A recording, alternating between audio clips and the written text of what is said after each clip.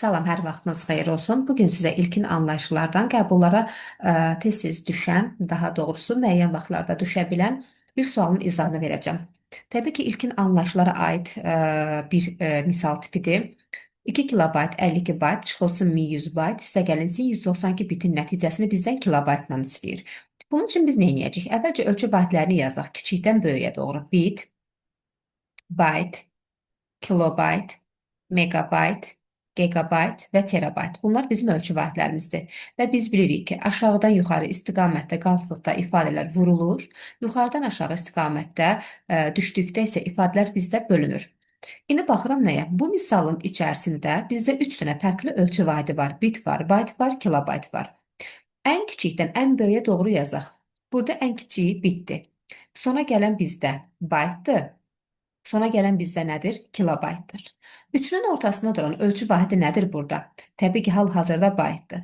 Deməli, buradakı bütün ifadələri ortaq ölçü vahidi olan bayta gətirməliyəm.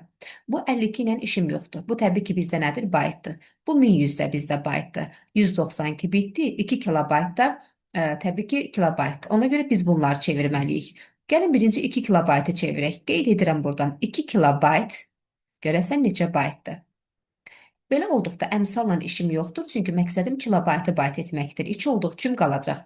Kilobaytdan bayta doğru getdikdə, baxın kilobaytdan bayta, aşağıdan yuxarı doğru istiqamətdə qalxdıqda bunu vuracaq biz 2 üstü 10-a. Riyazi qaydaya əsasən biz bilirik ki, 2 üstü 10, yəni 2 üstü qüvvət nəyə bərabərdir? 1024-ə bərabərdir. Ona görə bunu vuracaq nəyə? 1024-ə. Bu da edəcək bizdə neçə? 2048. 2048 nə? Bayt.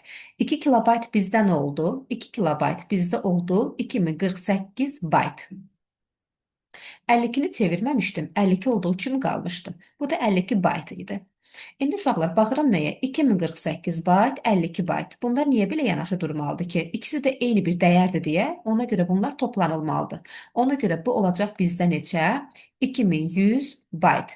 Bunu belə təsəvvür edə bilərsiniz. Tutalım bir iş yerindən 5 manat maaş alırsınız, digərindən isə 15 manat maaş alırsınız. Sizin cəmi neçə manat maaşınız var? Təbii ki 20 manat. Elə bu da 2048 birində, 52 birində. Cəmi nə qədər edəcək? 2100. Beləliklə, bura aldım neçə? 2100 bayt çıxılsın. Bu baytda olduğu kimi qalacaq. 1100 bayt üstə gəlsin. Bu 192 biti çevirməliyik. 192 bit qeyd edirik ki, neçə? Bayta bərabərdir. 192 olduğu kimi qalacaq. Bitdən bayta doğru düşəcək. Yuxarıdan aşağı istiqamətə düşdüyümüzə görə bu dəfə bunu böləcəyik. Nəyə? Bit və bayt arasındakı məsafəyə.